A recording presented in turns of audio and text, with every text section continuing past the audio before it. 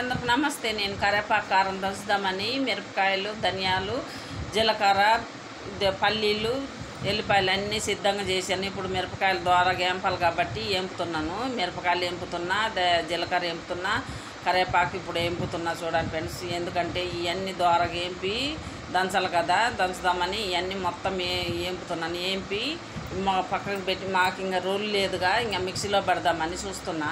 ఎందుకంటే ఇంకా రోట్లో దంచాలంటే పక్కింట్లో పోయి దంచాలి, అందుకే మిక్సీలో పడుతున్నా. చూడండి ఫ్రెండ్స్, మా కారం మా అమ్మాయి కోసం ఇది కారం కావాలని గోలు పెడుతూ ఉంటే ఆమెకి కారం రెడీ చేస్తున్నా. కరివేపాకు కారము బాగుంటుంది కదా, కరివేపాకు కారము, అందుకే నేను రెడీ చేస్తున్నాను.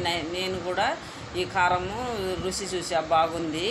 ఎంత బాగుందంటే ఎప్పుడైనా మీరు కూడా చేసుకోవచ్చు. మీరు చేసుకోకపోతే కరివేపాకు కారం చేసుకోవచ్చు ఫ్రెండ్స్. నా కారం అయితే రెడీ అయిపోయింది, బాగుంది. నేను ఇంకా బాక్స్లో రెడీ చేసేసి